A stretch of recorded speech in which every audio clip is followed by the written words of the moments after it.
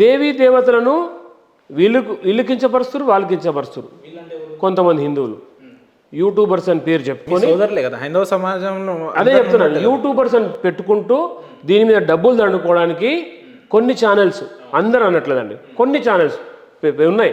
ఈ డబ్బులు దండుకోవడానికి వీళ్ళు ఒక ప్రీ ప్లాన్ గేమ్ ఆడుతూ ఉన్నారు. ఫస్ట్ వాళ్ళ బైబుల్లోనే బూతులు ఉన్నాయి, అది ఎత్తి చెప్తున్నారు వీళ్ళు. దానికి కౌంటర్గా తెలుసు బైబిల్లో బూతులు ఉన్నాయి. చెప్తా చదివాను. ఏం బూతులు చెప్తా నేను చదివిన దాంట్లో ఒక కాండం ఉంది, దాని డీటెయిల్స్ చెప్పమంటే కూడా బైబిల్ తీయాల్సి వస్తుంది. ఓవరాల్గా చెప్పండి పర్లేదు. తన తండ్రితో ఒక రాత్రి పడుకొని ఇది చేయొచ్చు అని ఒక క్లియర్ కట్ శ్లోకం కూడా ఉంది. నేను అది చదివా అంటే జుబిసకరంగా ఉంటుంది. తన కూతురు తండ్రితో క్షయించి ఇది చేయొచ్చు అని చెప్పి రాసింది. అది ఎక్కడైనా ఒప్పుకునే పద్ధతేనా అండి? కన్న తండ్రితోని సంసారం చేసే పద్ధతి ఉందా? బైబిల్లో ఉంది, చూపిస్తా క్లియర్ కట్గా. కావాలంటే నేను మీకు కావాలంటే ఆ బైబిల్లో ఫోటోస్ తెలుసు నాకు, విషయం కూడా వ్యాఖ్యం అర్థమైపోయింది. అట్లాంటి విషయాలు కొంతమంది బయట పెట్టారు.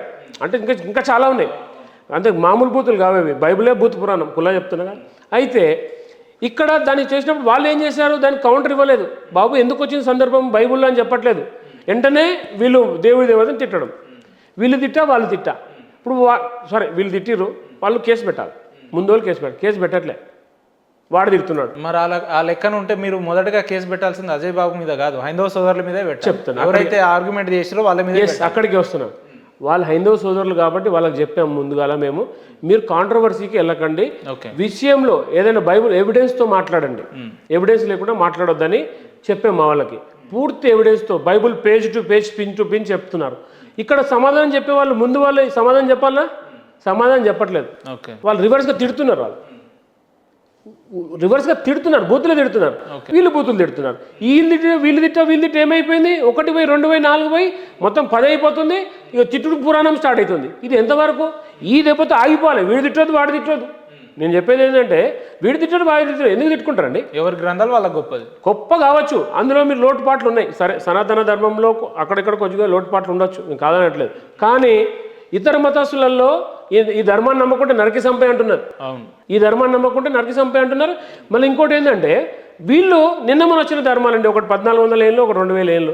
మన చదివి శ్రీశైల గజస్తంభం చరిత్ర 5000 సంవత్సరాలు వాస్తవం. కాబట్టి కొన్ని లక్షల ఏళ్ళ నుంచి హిందూ ధర్మం ఉంది ఇక్కడ, సనాతన ధర్మం. నువ్వు నిన్నగాక మొన్నొచ్చి అంటే మేము మాట్లాడే హక్కు మాకుంది, మాట్లాడతాం. ఇది మా దేశం, భారతదేశం హిందూ దేశం. కాబట్టి మేము మాట్లాడతాం. హిందూ దేశమా? ఎస్, హిందూ దేశం 100% హిందూ దేశం. రాజ్యాంగం హిందువులే ఉండాలి, ఇతర మతస్థులు ఉండాలి. ఒకటి చెప్తాను, వలస వచ్చిన వాళ్ళు వలస వచ్చినట్టే ఉండాలా.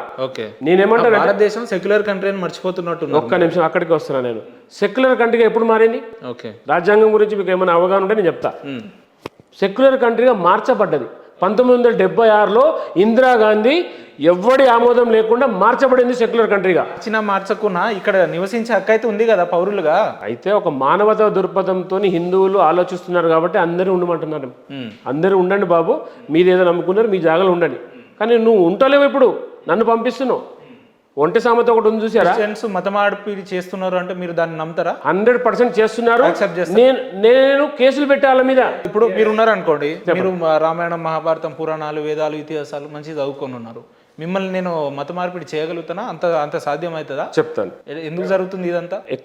ఇక్కడ మనకు నిరక్షరాస్యత ఉన్నది. వీళ్ళు ఫస్ట్ ఆయుధమే ఈ యొక్క చదువు. స్కూల్స్గా వచ్చారు ఫస్ట్ వీళ్ళు. స్కూల్స్గా వచ్చి అక్కడ మెల్లిగా ఏం చేస్తున్నారంటే ప్రార్థనలు చేయించడం. ప్రార్థనలు చేయించిన తర్వాత ఇతనే దేవుడు మెల్లగా ఆలోచనలో లాగడం పిల్లల్ని ఇక్కడ నుంచి. ఇక్కడ పాయింట్ ఆఫ్ వ్యూ గమనించండి మీరు. ఇప్పుడు నిన్న మొన్న జరుగుతలేదు ఇది.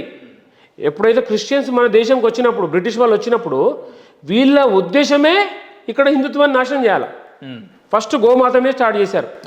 గోమాత మీద ఎలా స్టార్ట్ చేశారంటే వీళ్ళ దేశంలో కెమికల్ లేకుండా పండిస్తున్నారు పంటని. ఎట్లా పండిస్తున్నారు? యూరియా సప్లై చేయడానికి వచ్చారు వీళ్ళు.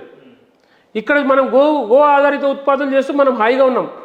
కోట్ల మన చరిత్రని వజ్రాల రోడ్ల మీద వేసి అమ్మినటువంటి చరిత్ర మనది. కాబట్టి ఎక్కడ దెబ్బ కొట్టాలి? వీళ్ళ మూలం ఏంటి అంటే గోమాత. గోమాతని ఏం చేశారు? కోయడం స్టార్ట్ చేశారు. కోసి ఎవరికి తినిపించారు? కనీసం అన్నం లేని వాళ్ళకి తినిపించారు. తినిపించి పక్కన కూర్చోబెట్టుకొని వాళ్ళు స్లోగా మత మార్పిడి స్టార్ట్ చేశారు. ఈ మత మార్పిడి మెల్లిమెల్లిగా ఏమైపోయిందంటే చదువులు మేము చదువు చెప్తాం, మీకు అక్షర జ్ఞానం ఇస్తాం, ఆ జ్ఞానం ఇస్తాం. రవీంద్రన్న మీరు మాట్లాడే దాంట్లో తేడా అవుద్ది. నేను ఏమంటున్నా అంటే భారతదేశం 80% హిందువులు ఉన్నామని మనం చెప్పుకుంటాం కదా, 96% ఉండే. సరే మీ లెక్కల 96% 96% హిందువులు ఉన్న ఈ దేశంలో కేవలం 4% ఉన్న క్రిస్టియన్లు కావచ్చు, ముస్లింలు కావచ్చు, వీళ్ళు మత మార్పిడి ఎట్లా చేస్తారు? అక్కడికి వస్తున్న పాయింట్ అదే చెప్తున్నా మీకు. భారతదేశంలో స్వతంత్రం వచ్చినప్పుడు 1947లో 4% ముస్లింలు, 4% ముస్లింలు, 0% క్రిస్టియన్. 0 ఇది పాయింట్ గుర్తుపెట్టుకోండి, 0% క్రిస్టియన్స్. తర్వాత వీళ్ళు ఎప్పుడైతే స్వతంత్రానికి మనకు స్టార్ట్ చేశారో స్లోగా క్రిస్టియన్ అనేది ప్రబలించింది. 1:10, 1:10, 10:100 పోతూ ఉంది. ఇవి మన సంఖ్య తగ్గిపోతుంది. 96% 80కి ఎందుకు వచ్చిందండి?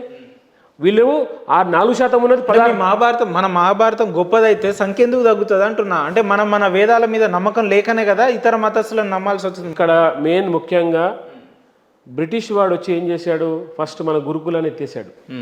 అప్పటి నుంచి అక్కడ దెబ్బపడిందా? గురుకులంలో మనకి ఎట్లా అంటే 8-9 సంవత్సరాలకి 6 సంవత్సరాలకి గురుకులంలో వేస్తాం. అతను పెద్ద 16 సంవత్సరాలు బయటికి అన్ని చదువులు నేర్చుకొని విద్య నేర్చుకొని బయటకు వస్తాడు. గురుకుల వ్యవస్థ పోయి స్కూల్ వ్యవస్థ వచ్చింది. స్కూల్ వ్యవస్థలో ఏం చేశారు, అందరూ సమానమే, అంతా ఒకటే అని చెప్పారు. అందరు దాన్ని హర్షించారు. అరే అందరు ఒకటే కదా. హర్షించిన తర్వాత ఏం చేశారు, ఇక్కడ మత మార్పిడి స్టార్ట్ అయింది. మత మార్పిడి స్టార్ట్ అయింది స్కూల్లో నుంచే. ఇవాళ క్రిస్టియన్ స్కూల్ చూడండి, ప్రేయర్ చేయిస్తున్నారు. కాబట్టి నేనేమంటానంటే ఎక్కడైతే జ్ఞానం మన భారతదేశంలో అచంచలమైన జ్ఞానం ఉంది గురుకులాలలో, కానీ ఇవాళ మనం ఆ గురుకులాలు పోయిన తర్వాత ఈ క్రిస్టియన్ మాఫియా అనేది వచ్చేసింది. పొద్దున్న లేస్తే మీరు చూడండి, మైక్ పెడతాడు, మైక్ పెట్టి ఈ దేవుడు సైతాన్ అని తిడతాడు, ఈ రాళ్ళు రప్పలని తిడతాడు. మనము వాళ్ళని మీరు అన్నారు సెక్యులర్ కంట్రీ అని వింటూ కూర్చున్నా, ఏం చేయలేకపోతాం. కాబట్టి ఇప్పుడు హిందూ మారుతున్నాడు, హిందూ తన జ్ఞానం తెలుసుకున్నాడు. ఇవాళ మనం ఇప్పుడు నేను కేసు పెట్టానండి, నన్ను చూసి ఒక 20 మంది కేసు పెట్టడానికి రెడీగా ఉన్నారు. ఇప్పుడు మాట్లాడమని ఎవరు మాట్లాడతాడు? అంటే హిందువుల మీద ఎవరు మాట్లాడినా ఎంతకన్నా పోతారా? ఎంతకన్నా తెగిస్తారా? చట్టాన్ని చేతిలోకి తీసుకోకుండా రాజ్యాంగం కల్పించిన హక్కుతో ఎంతకన్నా పోతాం, ఎక్కడికన్నా పోతాం, సుప్రీంకోర్టు కన్నా పోతాం. సుప్రీంకోర్టుకి పోయి రామాలయం సాధించుకోలేదా? ఇప్పుడు రేపు రాబోయేది హిందువుల మీద ఈ అజయ్ బాబా అనే ఒక వ్యక్తే కదా మాట్లాడతలేదు. చాలా మంది ఉన్నారు. లేదంటే హిందువుల మీద దాడులు జరుగుతున్నాయి, హిందువుల దేవదేవతల మీద దాడులు జరుగుతున్నాయి, గుళ్ళ మీద విగ్రహాలు ధ్వంసం చేస్తున్నారు. మరి అదే ఈ రవీంద్ర అనే వ్యక్తి అప్పుడెప్పుడు ఎటు పోయిందంటే చెప్తున్నా, ఈ రవీంద్ర అనే వ్యక్తి 15 సంవత్సరాల నుంచి హిందూ ధర్మ పోరాటం చేస్తున్నాడు. ఆంధ్రప్రదేశ్లో ఏ దాడులు జరిగినా ఇక్కడి నుంచి వెళ్ళినా, రామతీర్థంలో రాముడి తల నరికితే అక్కడికి వెళ్ళి పోరాటం చేసినాం. దేవుడి బొమ్మకి మలం పూసారండి, మలం పూసారు గణపతి దేవుడికి, అక్కడికి వెళ్ళి పోరాటం చేసినాం. రథాలు తగలబెడితే పోరాటం చేసినాం. తిరుమల తిరుపతి దేవస్థానంలో అన్యమతస్థుడు గత ప్రభుత్వం ఉన్నటువంటి ఆంధ్రప్రదేశ్ ప్రభుత్వంలో కూడా అన్యమతస్థుడు సీఎంగా ఉండి ఎన్నో చేశాడు. ఇప్పటి వరకు హైందవ సంఘాల ఐక్య వేదిక గ్రూప్ 27 కేసులు వేసింది ఇప్పటి వరకు ఆ ప్రభుత్వం మీద. రవణ, మనం హైందవ సమాజం గొప్పదైతే మన సమాజాన్ని మనం గొప్పగా చెప్పుకోకుండా ఇతర మతస్థులను కించపరచలేక మాట్లాడడం ఏంది? అంటరాని వాళ్ళు క్రిస్టియన్లు అని చెప్తారు, ఇదే మన హిందూ సోదరులు. అది ఎంతవరకు కరెక్ట్? అంటరాని వాళ్ళని ఎవరన్నారండి? ఎవరన్నారు చెప్పండి? మన హిందూ సోదరులే అన్నారు. లేదు, లేదు, మీరు ఇక్కడ మిస్ అవుతున్నారు. హిందూగా ఉండి మతం మారిన వాళ్ళు అంటున్నారు. ఇది గుర్తుపెట్టుకోండి. హిందూగా ఉండి మతం మారినవాడు ఇలాంటి రెచ్చగొట్టే మాటలు మాట్లాడి హిందూ సమాజంలో చిచ్చులు పెట్టే ప్రయత్నం చేస్తాడు. మనకు కూడా చెడ్డ పేరే కదా మరి. అదే అంటున్నాను, మతం మారిన తర్వాత దేశద్రోహి అవుతున్నాడు. మీరు అది గమనించండి. ఒకసారి మతం మారితే దేశద్రోహి అవుతున్నాడు. వాడు ఎట్లా అవుతున్నాడో చెప్తా. ఈ దేశపు దేవుడు కాదు, ఫస్ట్ ఆఫ్ ఆల్ ఈ దేశపు దేవుడు కాదు. కాబట్టి పక్క దేశపు దేవుడు. ఈ దేశంలో మనం ఉంటూ వేరే దేశ దేవుడిని మొక్కుతున్నాము. కాబట్టి ఈ దేశం మీద ప్రేమ ఎక్కడ ఉంటుందండి? ఉంటుందా ప్రేమ? ఉండదు. ఆటోమేటిక్గా వాడు మతం మారినంటే దేశద్రోహే. ఎవడైనా సరే మతం మారితే దేశద్రోహి. అంటే ఇప్పుడు అంబేద్కర్ గారు చెప్పారు ఈ మాట, నేను చెప్పిన మాట కూడా కాదు. అంబేద్కర్ గారు అందుకే వేరే అన్న మతస్థుల్లోకి వెళ్ళలేదు, బుద్ధిజం తీసుకున్నారు వారు. అంబేద్కర్ గారు ఏమన్నారంటే ఎవరైతే మతం మారుతారో క్రిస్టియన్గా కానీ ముస్లింగా కానీ మారితే దేశద్రోహులు తయారవుతారు. వాడికి ఈ దేశం మీద ప్రేమ ఉండదు. నేను భారత మాత అంట, తల్లిగా భావిస్తా దేశాన్ని. వాడేమంటాడండి? ఇండియా అంటాడు, భారత మాత అన్నాడు. హిందువులు అంటే నిజంగా అంత ప్రేమ ఉంటే మీది ఎక్కడ రామంతపూర్ అన్నారు కదమ్మా, ఇదే అంబర్పేటలో మన ముస్లింలు ఉన్న ప్రాంతాలలో మన ఆవుని మరి నరికేసి బీఫ్ లెక్క తినేస్తున్నారు. మరి మీరు అప్పుడు ఎక్కడ పోయారన్నా? నేను ఇప్పటి వరకు నా చరిత్ర హైదరాబాద్లో చెప్తాను, బస్తీలలో ఇదే వ్యాపారం చెప్తాను. అక్కడికే వస్తున్నాను, పాయింట్కి అక్కడికే వస్తున్నాను. నేను గత 15 సంవత్సరాల నుంచి కూడా ధర్మ పోరాటం చేస్తున్నాను. ఇప్పటి వరకు ఒక 3 నుంచి 4 వేల ఆవులు కాపాడిన. నన్ను సామాజిక బహిష్కరణ చేసేది ఒక మతం తెలుసా, ఒక వర్గం, ఒక సామాజిక వర్గం. ఎందుకు తెలుసా? నేను ఆవులు కోసి తింటున్నారని వాళ్ళ మీద కేసు పెడితే నన్ను సామాజిక బహిష్కరణ చేసారు. మా నాన్న చనిపోతే అంత్యక్రియ చేయలేదు. ఓకే, వాళ్ళ ఇంటి దగ్గర శవం కుళ్ళిపోవాలా, మా నాన్న శవం ఇంట్లో పెట్టుకొని ఉన్నా, నేను బాధలో ఉన్నా, గుండె పగిలి ఉన్నా, నేను వచ్చి వాళ్ళ కాళ్ళు మొక్కి తప్పైందని చెప్పాలంట. వాడు చేసింది కరెక్టా? ఆవును కోసుకొని తినడం కరెక్టా? అట్లాంటి పరిస్థితి నన్ను ఏడిపించారు. మరి నేను ఏ ధర్మం కోసం మాట్లాడాలా? ఇప్పుడు ఊరుకోను కదా, వాళ్ళ మీద 15-16 మంది కేసు పెట్టినా నేను. ఇప్పటికి కూడా చెప్తున్నాను కదా, నేను నా స్థాయిలో నేను ఒక కార్యకర్తగా ఉండి ఒక అధ్యక్షునిగా అయ్యి ఇవాళ 2 రాష్ట్రాలకైనా నేను చేసే కార్యక్రమాలే, నాతో ఉన్నటువంటి నా కార్యకర్తలే. ఇప్పుడు ఒక్కడిగా వచ్చాను, 1000 మందిగా అయ్యింది. ఓకే, రాబోయే తరాలు అవేర్నెస్. ఇప్పుడు చూడండి, గతంలో 15 ఏళ్ల కింద హిందుత్వం కోసం మాట్లాడేవాడు లేడు, మాట్లాడితే మనకెందుకులే అన్నారు. ఇవాళ మాట్లాడుతున్నారు. ఈ సోషల్ మాధ్యమమే కానీ ఇవాళ మాట్లాడుతున్నామంటే మనం జాగృతమయ్యాం. టైం పడుతుండొచ్చు. ఇప్పుడు రామాలయం చూడండి, ఎన్ని ప్రభుత్వాలు వచ్చినా 500 ఏళ్ళు పట్టింది. మీరు అనొచ్చు ఎందుకు మనం భారతదేశంగా రామాలయం కట్టుకోలేకపోయాం, 500 సంవత్సరం ఆగాం. ఎందుకు ఆగాం? టైం రావాలి, దానికన్నా జాగృతం కావాలి, చైతన్యం అవుతుంది. ఇవాళ హిందువులకు ఇక టైం వచ్చింది అనుకుంటున్నారు. 100% ఎట్లా అనుకుంటున్నారు? కనబడుతుంది చరిత్ర. ఇవాళ మాట్లాడుతున్నారు, ప్రతి హిందువు మాట్లాడుతున్నారు. మీరు మాట్లాడుతున్నారు హిందుత్వం కోసం, నేను మాట్లాడుతున్నా హిందుత్వం కోసం. మీరు ఇంతకుముందు ఇలాంటివి చేయకపోయేది కదా, ఇప్పుడు చేస్తున్నారు కదా. ఎందుకు అడుగుతున్నారు నన్ను? మార్పు వచ్చిందంట. 100% మార్పు వచ్చింది, చైతన్యం వచ్చింది, హిందూ సమాజం మేలుకున్నది. కాబట్టి రాబోయేది హిందూ దేశమే, హిందూ రాష్ట్రంగా ప్రకటించుకుంటాం, హిందూ దేశంగానే మనది భారతదేశం ఉంటుంది. నిజమైన హిందువులు అంటే ఎవరన్నా? నిజమైన హిందువులు అంటే చెప్తాను నేను, ఎవరైతే మన దేశాన్ని గౌరవిస్తాం, మన పక్కవాడిని మతాన్ని గౌరవించి వాడు గౌరవించినప్పుడు పాయింట్ గౌరవిస్తున్నారు. ఇప్పుడు ఎస్, మన వాళ్ళు గౌరవిస్తున్నారా? మనం గౌరవిస్తున్నాం, మనల్ని గౌరవించిన వాళ్ళని గౌరవిస్తున్నాం. మనల్ని గౌరవించకుండా ఎవడైనా సరే వాడిని గౌరవించాం కుల్లా. ఎందుకంటే గాంధీజీ చెప్పారు, ఒక చెంప కొడితే ఇంకో చెంప చెప్పటమని. ఇప్పుడు ఆ పరిస్థితిలో ఒక చెంప కొడితే మూడు చెంపలు వాళ్ళు కొడతాం. ఓకే, ఇది ఇప్పుడు హిందూ సమాజం. మీరు అన్నారుగా గౌరవిస్తున్న మాట, ఇవాళ గౌరవిస్తున్నారు కాబట్టి వీళ్ళ సంఖ్య ఇంత. దాడుల్ని ప్రేరేపిస్తున్నారా మీరు? దాడులు చేయమని చెప్తున్నారా? ఒక చెంప కొడితే 3 చెంపలు అంటే నాకు అర్థం. ఎస్, అక్కడికి వస్తున్నారు. ఇప్పుడు మీరున్నారు సార్, దారంటే వెళ్తున్నారు, ఎవడో మీకు తగిలాడు, ఓకే, చూసుకోకుండా తగిలాడు, సారీ సార్ అన్నాడు, వెళ్ళిపోతారు కదా. ఆ లాయి కొడితే మీరేం చేస్తారు? నేను ఏం చేయను. ఏం చేస్తారు? దెబ్బలు తిని వెళ్ళిపోతాను. దెబ్బలు తిని వెళ్ళిపోతాను. అట్లాంటి నేను కొట్టాను. అయితే వినండి, మీరు కొట్టరు కదా, నాకు ఆ సంస్కృతి, నేను ఆ సంస్కృతిలో లేను. కొడితే పడేది నా పుట్టుక కాదు. నేను శివాజీ మహారాజ్ వారసుని, నన్ను కొడితే కొడతా. అంటే శివాజీ మహారాజ్ అయితే కొట్టాలనా? ఎదురెళ్ళాలనా? నా దేశాన్ని ధర్మానికి వస్తే ఎవడైనా సరే కొట్టొచ్చు, తన్నొచ్చు. ఎందుకు తన్నొచ్చు అంటే చెప్తా, అది కూడా చెప్తా మీకు. వాడు చేసింది తప్పు కాబట్టి నేను తప్పు ఫస్ట్ న్యాయపరంగా వెళ్తున్నా. హిందువుల ముసుగులో రౌడిజం చేస్తున్నారా మీరు? ఎస్, మీరు అంటారా, ఈ మాట అంటారా నాకు తెలుసు. నేను ధర్మం కోసం మాట్లాడితే వ్యక్తిని ఎవరినన్నా కూడా కొట్టొచ్చు అనే అంటే హిందూ దేవి ఏ పురాణాల్లో ఉంది చెప్తాను, ఏ మహాభారతం, హిందూ దేవి దేవత ఊరేగింపులో రాళ్ళు కొట్టొచ్చా? మైకులు పెట్టి దేవతను కించపరచొచ్చా? మరి ఏ పురాణంలో ఉంది అది? ఏ బైబుల్లో ఉంది? మరి ఆ బైబుల్ అయితే రాజ్యాంగం అయితే మాదెందుకు రాజ్యాంగం కాదు? లాగా అల్లాహ్ అక్బర్ అని చెప్పి పెడుతున్నాడు అతను, ఈ అల్లానే ఒక్కడి రాజ్యం అంతా వెళ్తున్నాడు అంటున్నాడు. మరి ఇక్కడ ఇంకోడు రాళ్ళ దాడి చేస్తున్నాడు. రాళ్ళ దాడి చేసినప్పుడు నేను ప్రతి దాడి చేయకుంటే ఏముంది? వాళ్ళ మతాలని వాళ్ళు ఆరాధిస్తారు. రాళ్ళ దాడి చేయమని చెప్పారా? లేదు, ఎవరో ఒకరిద్దరు చేసిన దానికి మీరు పూర్తి మొత్తం సమాజాన్ని తిట్టడం. ఇప్పుడు ఎగ్జాంపుల్ హైందవ, ఇప్పుడు మన ప్రవీణ్ పగడాల గారు చనిపోయిండు. క్రిస్టియన్ సమాజం ఏమంటుంది మనల్ని? క్రైస్తవ సమాజం ఏమంటుంది? కొంతమంది హైందవ మత పెద్దలు చేయబట్టే ఈ రకంగా మత ఘర్షణలు జరుగుతున్నాయని అంటున్నారు. దానికి మీరు కూడా కారణమా? నేను కారణమా? కాదు కదా. కొంతమంది చెప్పేదాన్ని మొత్తాన్ని సమాజాన్ని ఎందుకు మీరు పాయింట్కి వచ్చారు. ఇవాళ వాళ్ళంతా కూడా ఏదైతే పగడాల ప్రవీణ్ చనిపోయాడో ఎక్కడ కూడా ఆగలేదు. వాళ్ళు ఎందుకు చనిపోయారో తెలుసుకోలేదు. వెంటనే ఏం చేశారు? మీరు అన్నట్టే హిందువులు చేశారన్నారు. ఏ ఆధారంతో అన్నారండి? నీలో ఇంటెన్షన్ ఉంది ఒకటి, ఏంది? వీడు నా ద్రోహి అని. అందుకే నువ్వు వాడి మీద వెళ్ళిపోయావు. ఫస్ట్ నీకు ఒక ఇంటెన్షన్ ఉంది, ఏమని ఉంది? వీడు నా ద్రోహి. హిందువులు అంటే క్రైస్తవులకు ద్రోహులు కాబట్టి వాడు చేశాడని చెప్పాడు. ఎందుకు ఆగలేదు? ఇలా చట్టాలు రాజు మీరు గౌరవిస్తారు కదా, గౌరవించిన ఒక్క రోజు ఎందుకు ఆగలేకపోయారు?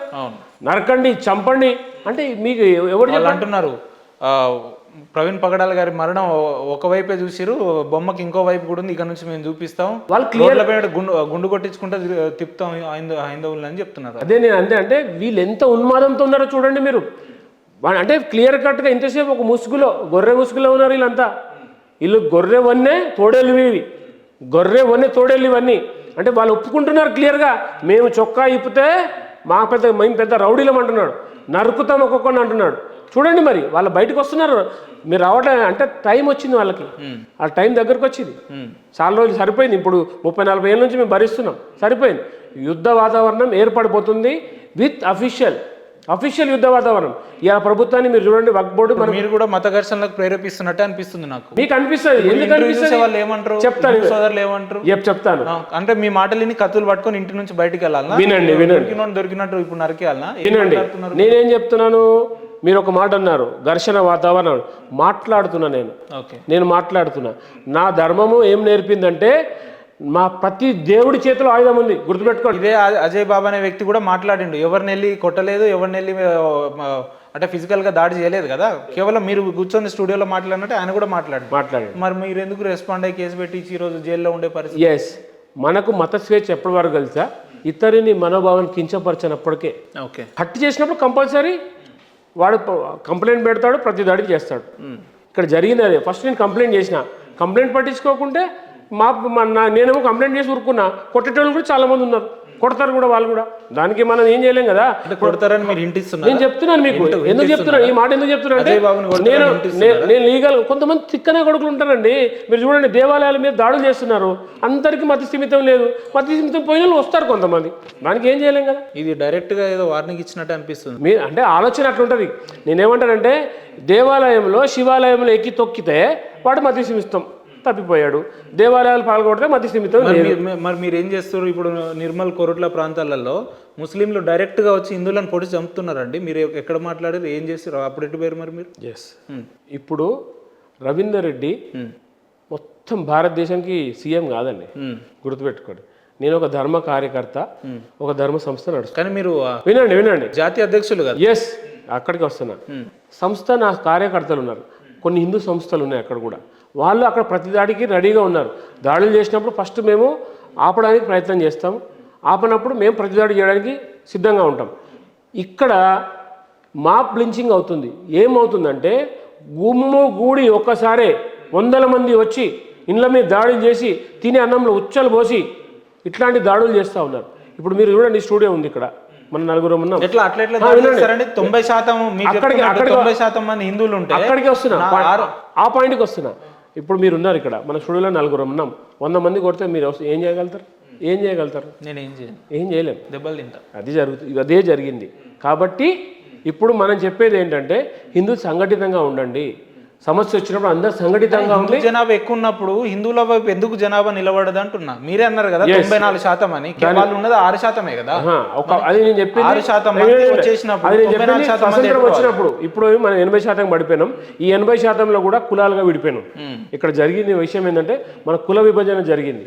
ఇప్పుడు ఈ పొలిటికల్ అంతా ఎట్లా ఉందండి, కులాలుగా విడగొట్టాలి, పల్చగా చేయాలి.